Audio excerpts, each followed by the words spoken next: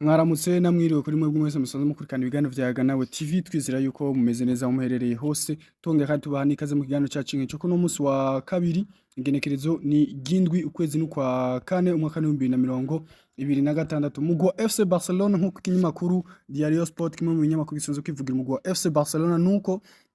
ujejwe ivyigura n'igurisha vy'abakinyi mu mugwi wa FC Barcelona ariwe directeur sportif Deco yamaze kubafata ingingo yo kudandaza abakinyi bagera kuri babiri abo nabo abandi ni witwa Ferran Torres ndetse n'uwitwa Marc Casado niyo mazina abiri ariko aravuga ko yo bagiye gusohoka mu mugwi wa FC Barcelona muri noci tugiye kuba tujamwo. Iyi ni nkuru nkuko tubikesha ikinyamakuru Mundo Deportivo ikindi kinyamakuru gisanzwe kivugira umugwi wa FC Barcelona nuko umugwi wa FC Barcelona kuripfuza kutizwa kandi iyindi curu igira kabiri uwitwa Marcus Rashford kubera yuko umushahara asanzwe afata ari munini ariko rero umugwi wa Manchester United ivuga yuko wamaze kubuhakanira umugwi wa FC Barcelona nimba batemeye gutanga amafaranga angana n'imiliyoni 30 z'amanyaburayo kugira ashobore kuba basinyisha n'umusore w'umwongereza nabo ko batiteguye kuba bamurekura. Ikibazo rege yari gushika muri kano kanya ni umushahara uwitwa Marcus Rashford asanzwe ahembwa narijya asanzwe afata umushahara ungana n'imiliyoni zigera kuri 17 ku mwaka rero ayo mafaranga akaba ari menshi cyane nkuko Barcelona ibibona. Ikindi kandi twamenyesha nuko kino kinyamakuru Diario Sport kandi kibitumenyesha yuko uwitwa Ronaldo Araujo nyuma yuko yarasohotse mu gice cyambere cy'urukino rwa kuruzi mu Atletico Madrid ndetse na FC Barcelona muri weekend tuje kwa turangiza wewe bivugwa yuko atamvune ikirenga yagize ahubwo bwari uburuhe yari afise ariko akaba yiteguye ku munsi w'ejo wa gatatu mu rukino bazokina na Atletico Madrid kandi muri UEFA Champions League. Tukira nyine mu FC Barcelona uko uwitwa Marc Bernat nawe nyene ataje kuba mara rukino rwaje kuba ruhuza mu Atletico Madrid ndetse na FC Barcelona ariko wewe gushika muri kano kanya nyuma yo gukorerwa ibipimo vyo kwa muganga nuko agiye kuba mara inkino zigera kuri 10 nako murantunga imisi igera kuri 10 atari karaboneka mu kibuga. Mu mugwi wa Real Madrid ibintu ntivyifashe neza nyuma yaho uwitwa Eder Militao aje kubagaruka avuye mu mvune biravugwa yuko uwitwa Dean Hussein yobagiye kuba atakaza ikibanza ciwe yarafise cyo gutangura mu kibuga nkuko ikinyamakuru Marca nyene kibitangaza nuko uwitwa Eder Militao bivuga ko ashobora gutangurana n'uwitwa Antonio Rudiger uno munsi mu rukino aza kuba bakina muri kimwe cya kane gishiri cyanyuma cha UEFA Champions League ni rukino aza kuba rubera kuri Estadio Santiago Bernabeu. Kinyamakuru kandi Diario AS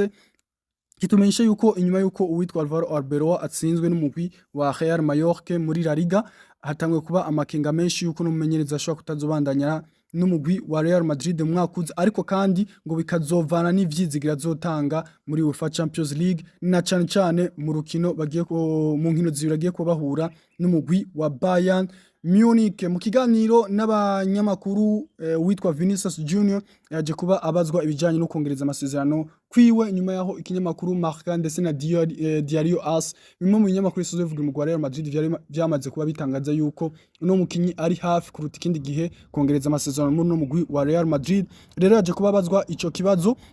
uwitwa Vinicius Junior rero yaje kuba avuga yuko wewe ku ruhande rwiwe agiye yifuza kubandaniriza mu mugwi wa Real Madrid kandi imyaka itari mike kubijyanye no gusohoka akaba ataciyashoboye kuba bivuga ko ariko we nawe ubwiwe akaba yemeza yuko yifuza kubandanyana n'umugwi wa Real Madrid imyaka itari mike. Icyo reka cerekana ko uwitwa Vinicius Junior atamigamba afise yo gusohoka muri umugwi wa Real Madrid ahubwo akaba yiteguye kongereza amasezerano muri uno mugwi. Aho nyene kandi umugwi wa Real Madrid nuko uwitwa Antonio Rudiger nawe nyene yobagiye kongereza amasezerano muri uno mugwi wa Real Madrid nk'uko ikinyamakuru kandi Marca kibatangaza. Uno mugabo w'umudagi Antonio Rudiger nawe akaba yarahawe amasezerano mashashe no mugwi wa Real Madrid ni kurinda tukaraba yuko yoba agiye kuba yasinya. Mu mugwi wa Arsenal ibintu ntivyifashe neza uwitwa Mikel Arteta uno mumenyereza wa Arsenal mu kiganiro n'abanyamakuru imbere yuko ahura n'umugwi wa Sporting Club Portugal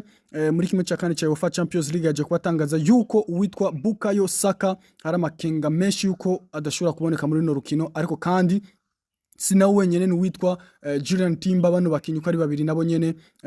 bakaba batazoboneka mu rukino. Arsenal za kuba ikina n'umugwi wa Sporting Club do Portugal ariko kandi aho nyene umugwi wa Arsenal nkuko Arteta abitangaza nuko inkuru nziza witwa Declan Rice ndetse na Gabriel Magalhaes bo bamaze ko bagaruka mu myimenyerezo y'uno mugwi wa Arsenal bakabiteguye rero kuzokina n'umugwi wa Sporting Club Portugal n'ukwinda tukaraba iyo bigiye kuba bihe aho nyene mu gihugu c'Ubwongereza kandi nuko uwitwa Bernardo Silva yamaze kuba atangaza yuko agiye kuva mu mugwi wa Manchester City nk'umukinyi yigenga atadandajwe. Rero ni nyuma y'igihe y'imyaka itari mike akiri mu mugwi wa Manchester City, uno mukinyi w'umunya Portugal agiye kuba mu mugwi wa Manchester City atahukanye igikombe cha UEFA Champions League, Premier League zigera kuri 6, FA Cup zigera kuri 2 na Carabao Cup zigera kuri 4. Bernardo Silva rero muci tugiye kuba tujamwo akaba ariho azosezera ava muri no mugwi wa Manchester City agiye kubandaniriza mu wundi mugwi, nubwo gushika muri kano kanya tutaramenya umugwi witwa Bernardo Silva agiye kuba abandanirizamwo. Mu mugwi wa Liverpool nkuko vyaje kuba bitangazwa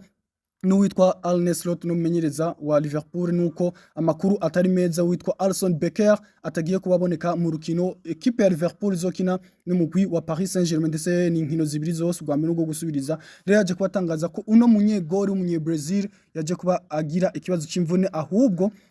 atagiye kuba agaruka vuba, ahubwo azogaruka mu mpera z'uno mwaka w'inkino wa 2025 ushira 2026. Reka twivurize gukira n'ingoga uno munyegori wa Liverpool ariwe Alisson Becker. Nyuma yuko hari habaye kimwe ca kane gishiri ca nyuma mwigano rya FA Cup ari mu gihugu c'Ubwongereza, equipe ya Manchester City kaza kuba itsinda umugwi wa Liverpool, na Chelsea gatsinda umugwi wa Port Vale, Southampton iza gutsinda umugwi wa Manchester City, nayo Leeds United iza kuba ikuramo umugwi wa West Ham United. Nuko gushika muri kano kanya amaze kubasohoka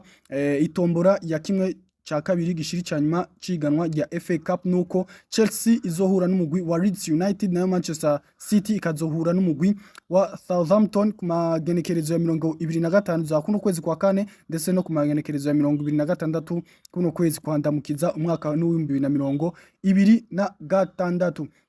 Turangiza mu mugwi wa Bayern Dominique nko tubikesha ikinyamakuru Sky Sport c'Abongereza, nuko uwitwa Harry Kane yamaze kuba yitegura mu rukino equipe ya Real Madrid zokina n'umugwi wa Bayern Dominique. Nyuma yaho yaje kuba atangazwa ko afise ikibazo c'imvune, uno mukinyi w'umwongereza akaba atanagaragaye mu rukino rwo ku munsi wa gatandatu equipe ya Bayern Dominique yari kirakinamo n'umugwi wa Club Sportif de Freiburg. Rero ku munsi w'ejo wa mbere uwitwa Harry Kane akaba yari yagarutse mu myimenyerezo, kandi akaba bivuga yuko ameze neza yiteguye gutangwa no mu rukino ruzohuza umugwi wa Bayern Dominique ndetse na Real Madrid kuri uno munsi.